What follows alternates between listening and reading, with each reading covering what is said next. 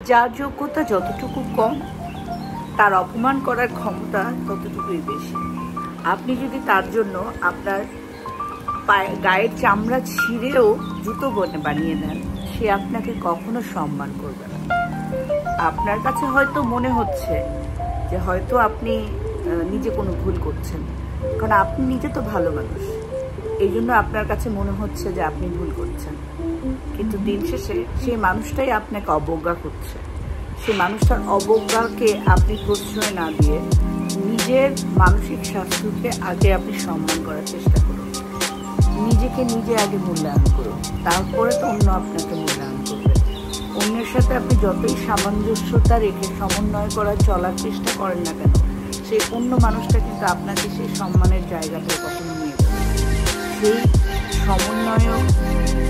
সেই সমন্বয়নটা, সেই দৃষ্টিভঙ্গিটাই তার নেই। একটা নির্দিষ্ট সময় পর্যন্ত সময় দিন, অপেক্ষা করুন, ধৈর্য ধরুন। একটা সম্পর্ককে টিকিয়ে রাখার জন্য যত কিছু করার দরকার আপনার দ্বারা সম্ভব, সম্পূর্ণটাই করুন। একটা পর্যায়ে এসে আপনি ড্রব্যাক করুন।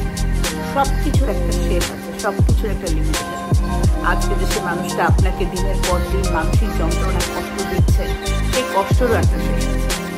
কারণ আপনি যতক্ষণ পর্যন্ত তার মধ্যে রিয়েলাইজেশনটা না আনবেন যে আপনি সম্মানটা প্রাপ্য, আপনাকে সে কিন্তু সেই সম্মানটা দেবে না। এই জন্য প্রথমে আপনি নিজেকে নিজে সম্মান করার চেষ্টা করেন, তারপরে সে আপনাকে সম্মান দেবে। সম্মানটা তখনই পাওয়া যায় যখন আপনি নিজেকে নিজে সম্মান করেন।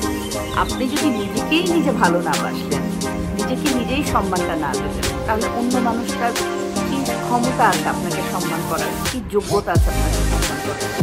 প্রথমে নিজেকে নিজে ভালোবাসেন, নিজের জন্য নিজে বাঁচেন, নিজেকে নিজের ভালো লাগা, নিজের মন্দ লাগা, নিজের আত্মসম্মান, নিজের প্রত্যেকটা মুহূর্ত বেঁচে থাকার যে একটা অন্যতম একটা তৃপ্তি, এটা অনুভব করার চেষ্টা করুন। কারণ জীবনটা অনেক সুন্দর, অনেক সুন্দর, অনেক সুন্দর।